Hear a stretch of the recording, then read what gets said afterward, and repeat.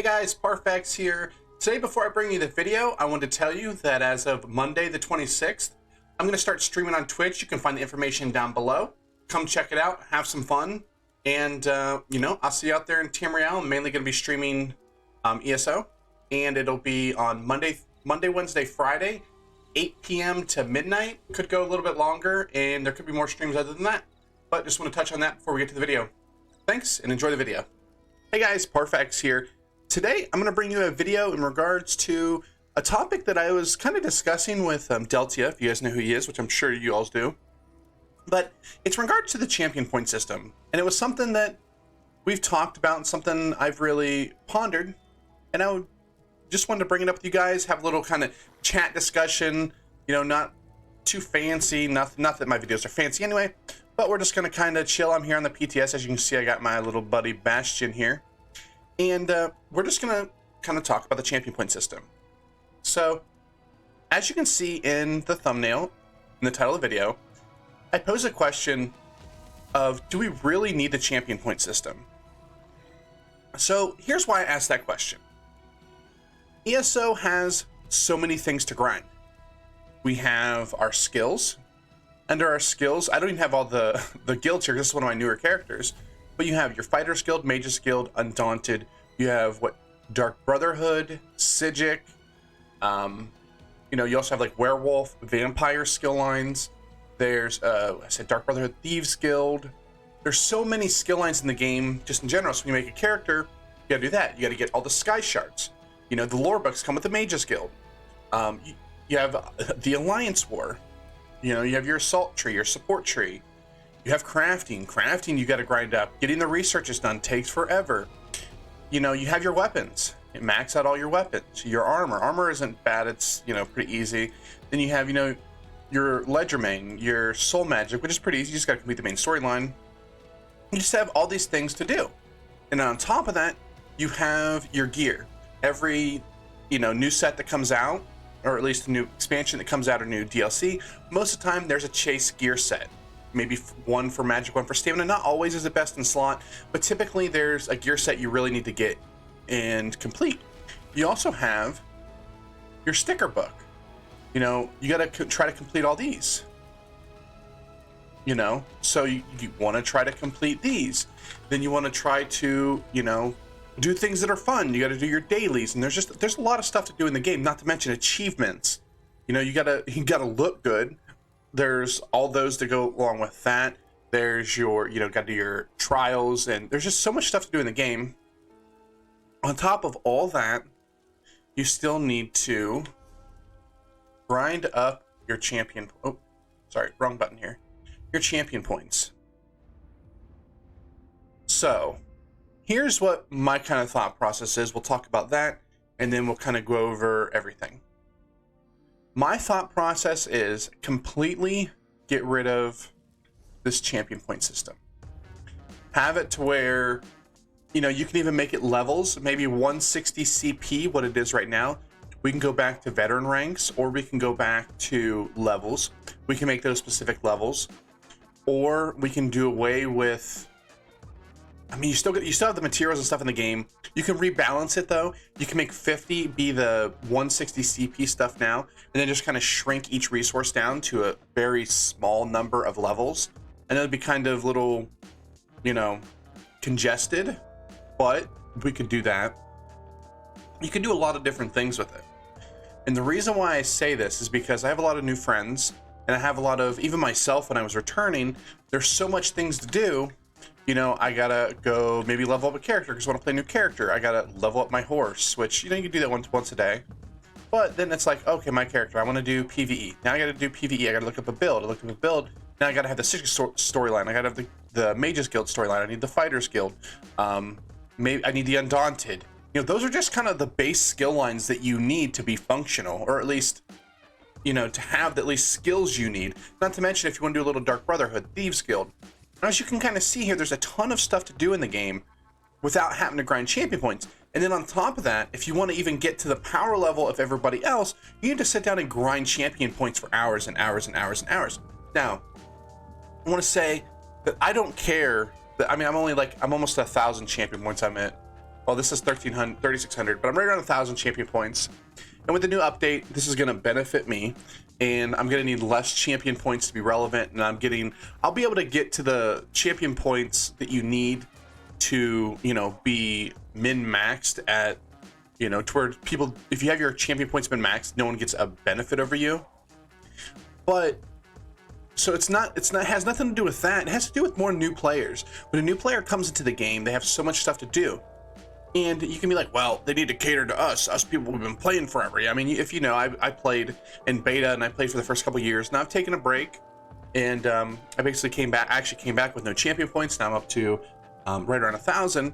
So I've made progress, but I still don't have all the points, which I personally don't care about. If I really cared about it, I would go out and just grind it day after day after day after day until I got to the champion points I needed. To me, it's not a big deal. I don't do high-end rating.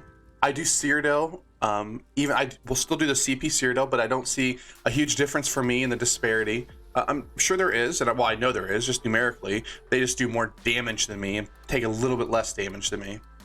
But it's really not a big deal for me. But I know where I want to do it. But here's the thing.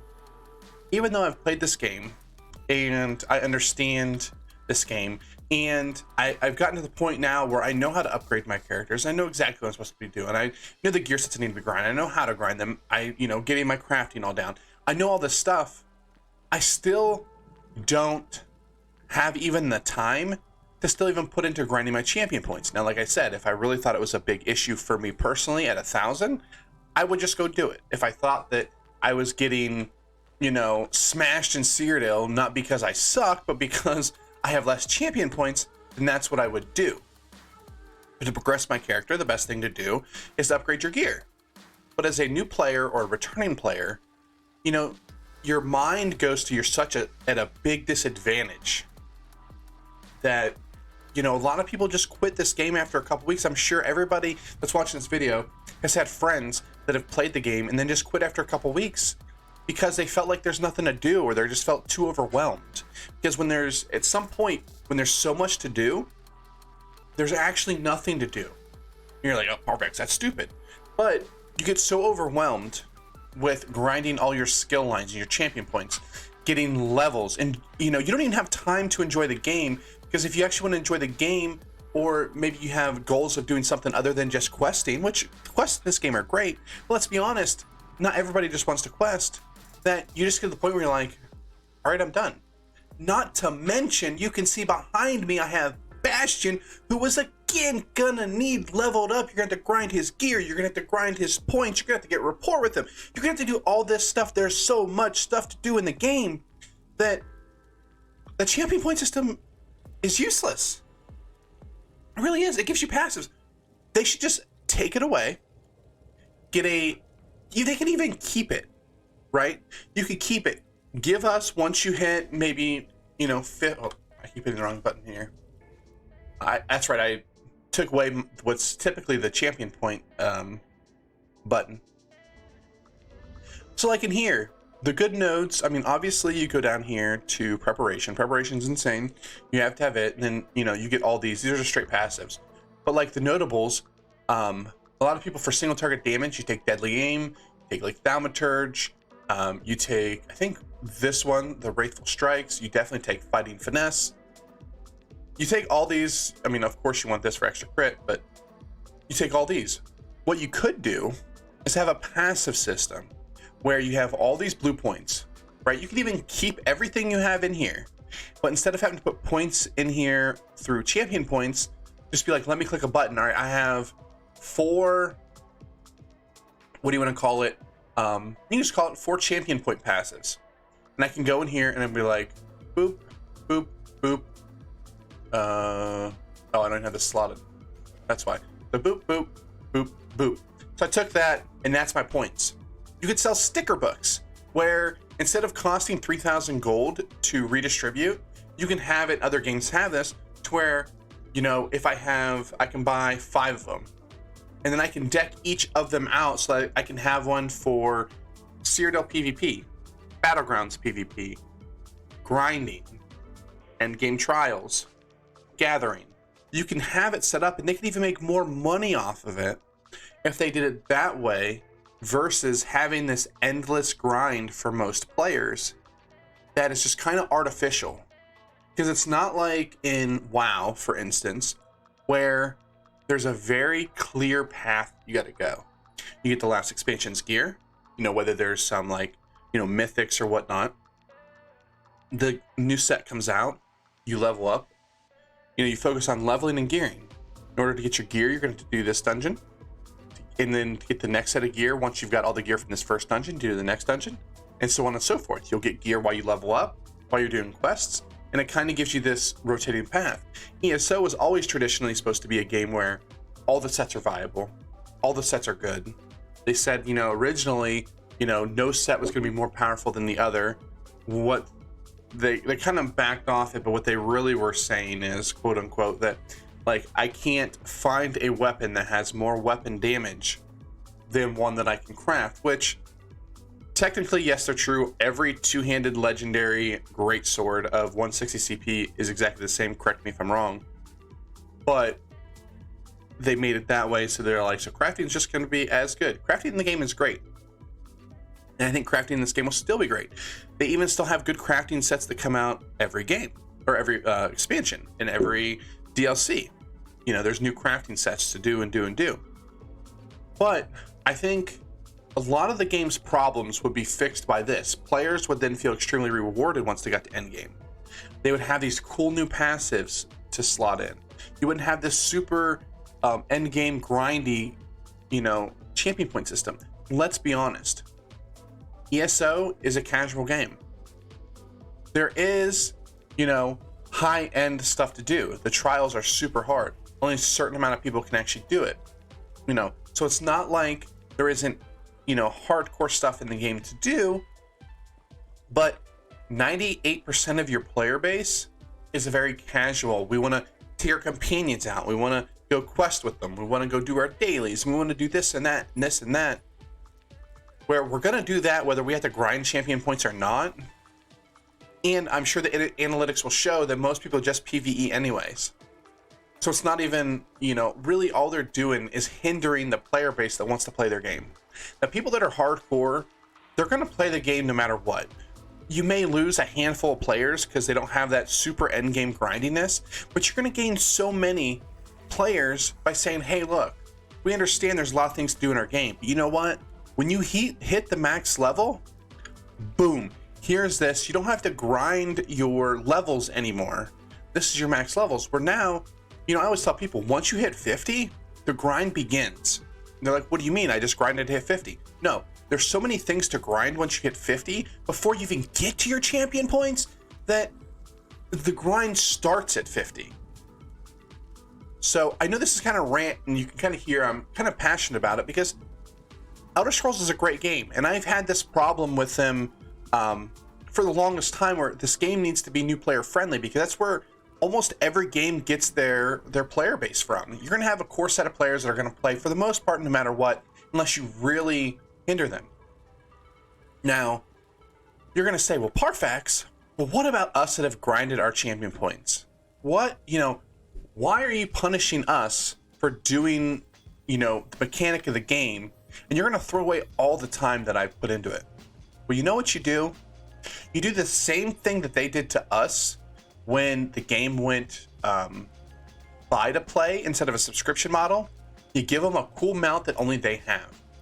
If you have 3,600 champion points, then you give them this super insane mount that no one will ever be able to get again.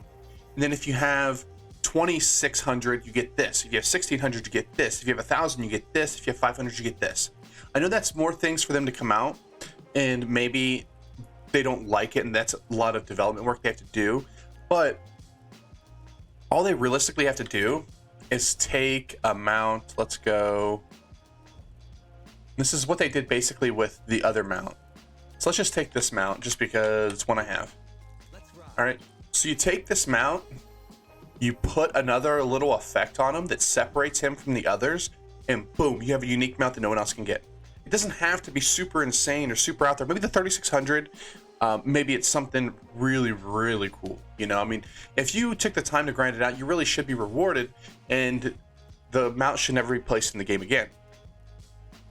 But, you know, give people who grinded their champion points, give them a special little unique item that nobody else would get. Give them a memento, give them a outfit, give them something. I know they might think, well, that's just development work that is useless, but really it's not, because what you're doing is you're rewarding the player base that has played your game for so long and helped you out for so long, but then you're also incentivizing people to come play your game who maybe quit because they were too far behind. I hear that a lot. I'm just too far behind. I'm too far behind. I'm too far behind. All I want to do is go in Cyrodiil and just kill some people. But, you know, I can't. Well, Parfax, they can go to the no CP campaign.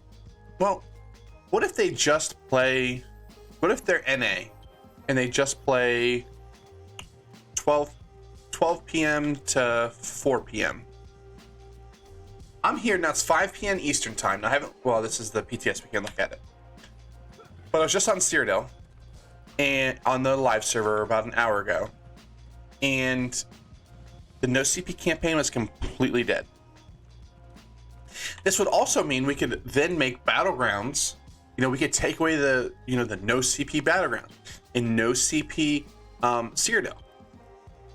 We could then kind of move more people into, you know, the Cyrodiil and stuff like that, and we can have just campaigns instead of these specialized no CP and CP battlegrounds. Everybody will be able to be on the same footing. You don't have to have two sets of gear for battlegrounds and Cyrodiil, barring once they lift the proc set changes. You know, so I think it's kind of a no-brainer at this point. Like, get rid of all this, you know. Like, and to be fair, let's be honest. This tree, extremely boring. What is in there? You basically take the same nodes for everybody. I know my tree's a little bit different than some people's, but for the most part, you know, you get your passives. You know, they added this one. People might take this, but once it's figured out, people just add specific ones. You know, people don't take like, well, this one's a huge one if you can position, you know, behind the boss. But a lot of the stuff, everybody takes basically the exact same nodes. So there's nothing even really that cool in here. Now, my favorite tree is actually this one, because I actually feel like there's some really hard choices to make. You have movement speed, you have mount speed, you have plentiful harvest, you have master gatherer, treasure hunter, you know, this one for the dissembling stuff.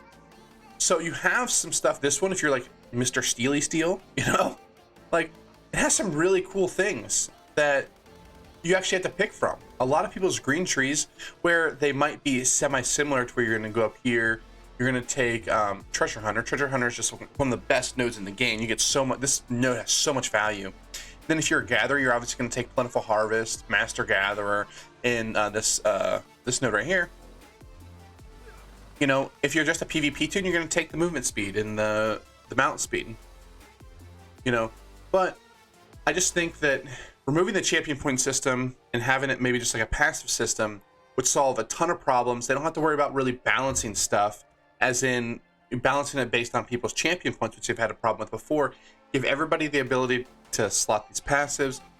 Don't gate, you know, progression behind this super endless grind. Just give people what they want. And what they want is they want to play your game. There's still a ton of stuff out there to grind. The game's still going to be grindy. When you remove that, you're just going to make it a lot less grindy for the players that want to start and play your game for the first time, or returning players. All right, this video is way longer than I expected to. I didn't expect to rant for almost 20 minutes.